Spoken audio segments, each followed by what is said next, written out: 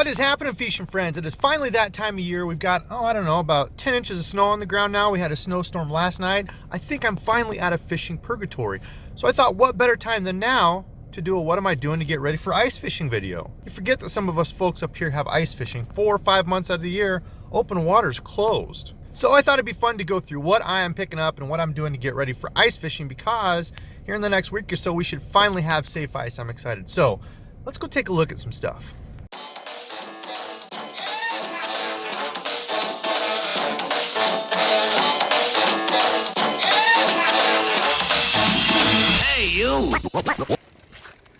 All right, well, that was utterly disappointing. Thanks, Gander. Apparently they shipped all of their ice fishing stuff north to Wisconsin because they had the ice and they had demand for it. So they had one aisle of ice fishing stuff in here. Pretty lame. I was gonna go check out some different combos, maybe pick up something new, but it really wasn't even worth talking about in there. So heck with it. I'm gonna go to the store, get some food, grab a beverage, and we'll go home and talk about some ice fishing prep. All right, so can you guess the first piece of gear that I got this year to get ready for ice fishing? Yes, an ice fishing suit. Now, is this 100% necessary? Absolutely not. If you have a hut and a heater and you can keep that up out there, you can layer in clothes and you'll be fine in there. A lot of people take their coat off, they just got a sweatshirt on, but I don't have that and I hate the cold. In the past, I've tried going out with overalls. I had some of those cheap ones from Tyson's. They're not even like Carhartts, they're that style, but they don't block the wind very well. They don't keep me very warm. I had an old coat and I would even layer under it and I would still be cold, because as soon as you get a little wet from scrunching down on the water and the ice, or if you get wind coming in through it, you start chilling real quick. I've never actually even fished out of a hut. I've lived in Iowa basically my whole life and I've still not gotten used to the cold. So the ice suit for me was a must. I wanted to be warm out there. I didn't want to be cold and uncomfortable hanging out trying to catch fish. An ice suit will keep you warm. These things are specifically made for the cold. They're thermal layered to keep the heat in and keep the water, wind, all the cold stuff out. And the nice thing about these is they're also made to float. So these have the sure float system. I forget where it says it here, but has the sure float system in there. So essentially the outside and inside layer of this traps the air inside. I think it's like a polyethylene or something inside there that keeps all the air trapped, and this suit will actually help you float on the water. So in case I were to break through and go in, that's just one more thing that I think these are necessary. Now, you wouldn't have to get these. I've had buddies say you can get like a snowmobile suit. You can look for those on sale, or you could even buy these used. A lot of people buy these for a year, decide they don't like ice fishing, or they're always upgrading to the new model of the clothes. I could care less about that. I couldn't find anything in my size, stuff that was too big, so I went ahead and went with the new stuff. I got a really good deal on it. This came as a Christmas present. Couldn't pass it up, so an ice suit is a must. Now, besides warmth and safety, these also have a lot of nice features. Little things, these are the overalls. The little things here, a little hand towel on the knee, so you can wipe that off, do whatever fishy stuff, pop these off and wash them. They've got a ton of pockets to store stuff. I'm not gonna have a tackle bag on my back, so I've got just a few little cases of, well, we'll talk about those later, but throw those in the pockets. On the overalls here, inside they've got pockets, so as I'm fishing, I can switch hands, keep them in there, be warm. I'm able to take my little bait puck, that has my wax worms in it, put that on my inside pocket in here. That way they're staying nice and warm to my body, so they're good and lively. Now also on the bibs here, you can see the knees are reinforced. So like I said, when you're leaning down, getting your knees on the water and ice, this doesn't soak through. This is waterproof, so you're not gonna have to worry about getting wet, because as soon as you start to get wet and the moisture, come through your clothes, you're gonna get cold that much quicker. So I like that. These are reinforced to be nice and tough. The snaps on them, when you unzip it, the snaps here are magnetic. So that's something cool, just ease of being able to put these on and off. So overall, no pun intended. Overall, I think this truly was a must for me. Now again, not for everyone. I know my buddies go out in layers and they think it's stupid to buy this stuff, but it's completely up to you. Again, for me, I don't want to be cold out there. So for me, this is something I want to have. All right, so now that we're done talking about the suit, what else do we need? Well, you need to get a hole drilled. I don't have my auger in here, but I'm borrowing my old man's hand auger. I don't have an electric or a gas one. I'm going to start out this year with just a hand one. See how that goes. I'll probably want to upgrade, next year, a couple years, but for this year, I'm going to use the old hand auger. You just stick it down, run it around a whole bunch of times, drill your hole. After you get the hole drilled, you want to scoop it all out. You can get the scoopers at Walmart, Tyson's, whatever you have around you, Academy. They're just a little cheap thing. It's a little orange bowl looking thing on the end of a handle, and you just scoop out all the pieces of ice, so you've got a nice clean hole. After you get the hole all cleared out, you're going to put in what is arguably one of the most useful pieces of equipment when you go ice fishing. Let me grab it.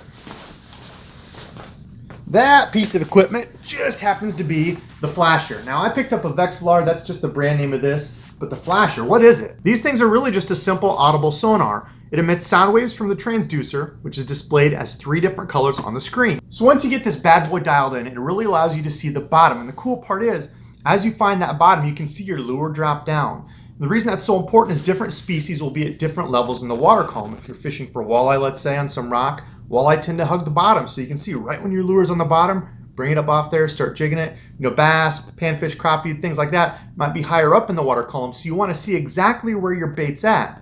Like I said, it's like a video game because you can see these fish come up. So you'll literally see a little dot come up out. It's right by your little lure. Get a fish. So I'm excited to get out and put this to use. These things are so useful. I've done it in the past without it, and it's hard to tell. You can see when your lure hits bottom, but after that, you kind of lose track of where it's at in the column. And especially if you see a fish on it, you want to be there and ready because oftentimes, even in really shallow water, you're not going to feel the bite at all. That's why guys use those little, strike indicators on the end of their little rods, but check out for used ones. So you can check eBay, Craigslist in your area. People oftentimes get this stuff for a year or 2 years and then get rid of it. They want to get the newer stuff, or they try ice fishing and, like me in the past, don't want to do it anymore. They don't want to be out in the cold, so they'll sell out this stuff, and you can usually get some pretty good deals. Now, once you get the flasher all in and set up and you're ready to go, you need to go grab your sticks. So let's take a closer look at those. So when you go to pick out your combos for ice fishing, you're going to find a couple different types of reels. One is the inline combo. Now these are pretty similar to like a fly reel, pretty cool. You're also going to find, of course, the little spinning reels. So the inline, I've not actually got to use these before. In the past, all I've used is the little spinning reels. Pop's brought up some of his old stuff for me. I actually don't even have any ice fishing combos of my own, so he brought up some of his old stuff for me to use, try out, test, see what I like. For now, I've got some good starter stuff. Now, what's cool is I posted a question about these inline reels on Instagram. I don't really have any experience with them, and I got a bunch of cool feedback. So if you're not already following me on Instagram, head over there, follow me. I post a lot of gear pictures. It spurs a lot of discussion, and I have a lot of behind the scenes talks with people, so it's kind of like behind what goes on in the videos. And it was nice because all the feedback I got kind of was the same. Everybody agreed on a couple things. Number one, these are great for line twists, or I guess I should say lack thereof. With the spinning combos, of course, just like normal, this is coming off and you tend to get line twists. With the inline combo, you're not getting that. As you can see here, the line just comes straight off, straight down the rod, and straight back up on. So you're letting it off or letting it on.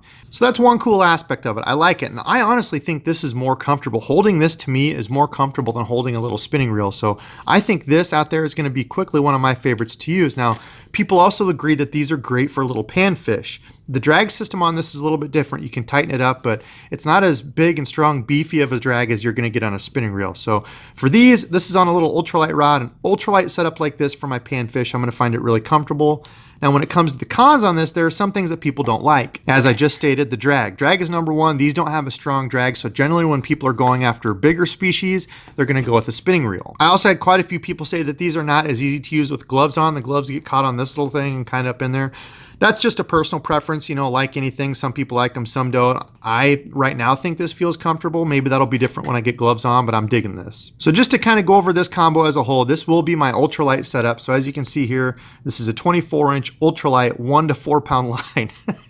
Isn't that crazy? You think about something like this, but look, it's a little short rod, 24 inches, so it's 2 feet. You take this and you can literally bend this thing over.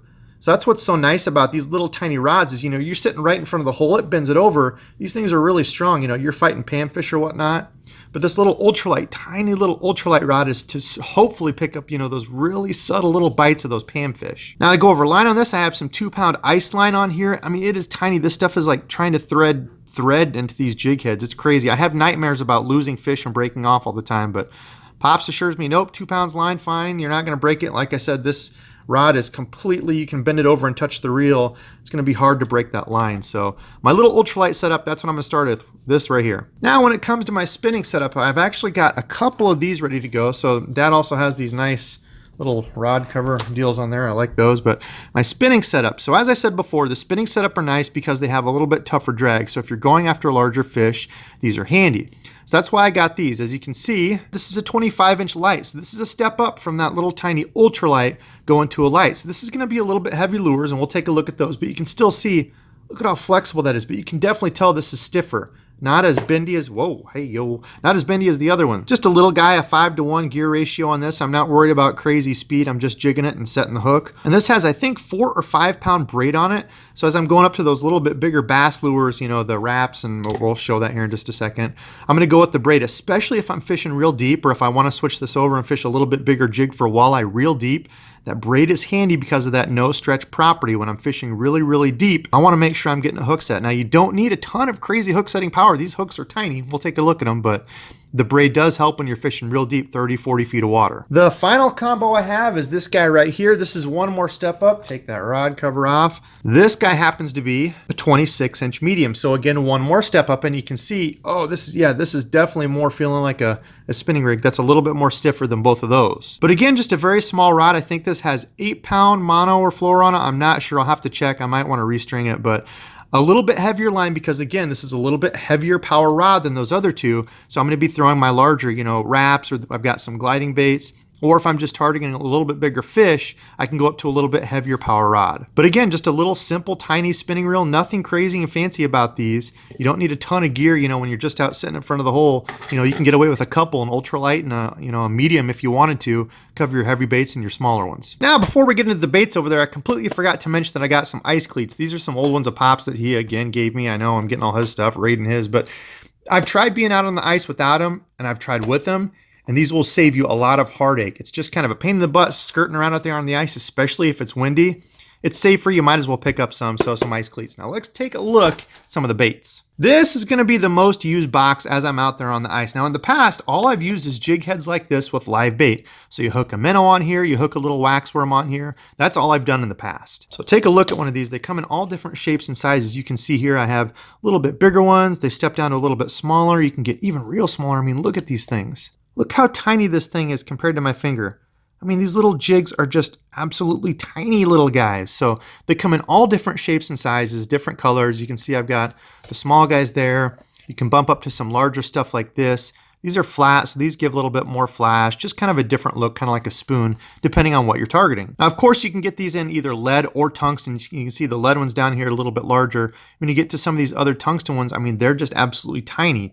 So it's nice because tungsten is a denser material than lead. So you can have two of these. Let's say if I had two of these next to each other, a lead one and a tungsten one, two of the same weight. However, the tungsten one is going to be smaller. It's a denser material, so you get a smaller jig head at the same weight.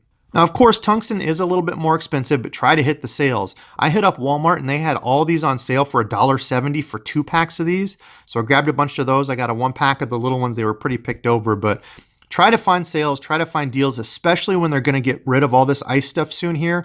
I know it sounds weird. I'm in the middle of January. I should have already been on the ice for a couple months, but we had a crazy November. It was extremely cold. We had the 3rd coldest November on record, the first, I think, 19 days, and then it warmed up. And it wasn't until the 2nd week, essentially 3rd week now, whatever we're in of January, that we're getting safe ice again here where I'm at in Iowa. Crazy. So this is pretty cool. It's got all the little slits in there. You can keep them all nice and organized. On the backside, you can tell I don't have much. I'm not much of an ice guy. I'm just getting into it. Cut me some slack. But I'm also going to try plastics. Like I said, I have only previously in the past fished live bait, but I picked up some cool stuff.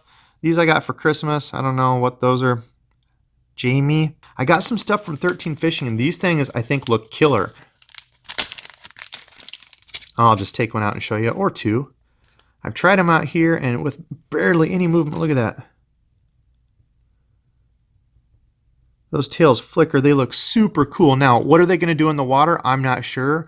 I don't know how these are going to do, if the water is going to have a different effect or if they're going to look cool or not, but I'm certainly going to try these. I'm excited to test them. They look pretty sweet. And I also had a bunch of people, I posted, again, these on Instagram, and had a bunch of people say, hey, those would be pretty cool for trout. So who knows, maybe I'll use some ice fishing stuff for trout, but got some of those. Figure white's a good color. I got some of these paralyzers, kind of a smoky purple color. I thought they looked pretty cool. Now, I am pretty green when it comes to ice fishing, so as I'm going through all these, the jig heads, the soft plastics, please feel free to leave a comment below and let me know any suggestions that you have, things that have worked really well in the past, be it a rod, reel, line, anything. I am welcomed to any sort of input that you have. I picked up a few other things, some little spoon type deals. I know a lot of people have success with these. So a little spoon just gives it a different look. You can tip a little, worm on the end of that. And here for bass, I got a little tiny itsy bitsy rattle trap. I mean, that thing is minute. So gonna try this, jigging that up and down. Hopefully this will catch me some larger species, bass, whatever, I don't know. And then finally the little Rapala Minnows. These things I know have been used. I remember these being on my old man's tackle box forever. They have a couple little wings on the back here. So as you jig it up and let it fall, it kind of glides down, gives it a little bit different look instead of just straight up and down. This is pretty bare. I need to fill that up and get some stuff, but Again, that's where I want you all to help me. Let me know suggestions, anything that you use besides just the normal jig heads and live bait that work. So that's it. I wanted to do this video because I have had a ton of people who don't really get to ice fish ask me about it, and I often forget about that. You know, like I said, I've lived in Iowa pretty much my whole life, and we always have 4 or 5 months where there's ice. You don't have open water. I talked to buddies on Instagram and other people that I've met online, and it's crazy to think that they're still down in Florida and Georgia, you know, wherever down there, Alabama. They're still fishing open water. It boggles my mind and angers me because I want to be throwing frogs and chatterbaits and anything on open water, but the ice will have to do. So again, any of you pro ice anglers out there, let me know if you have any tips or anything that I should know before I get out on the ice. I would certainly appreciate it. But that's going to do it for tonight. It is late. I need to go into bed. I hope you all enjoyed. Of course, until next time. What?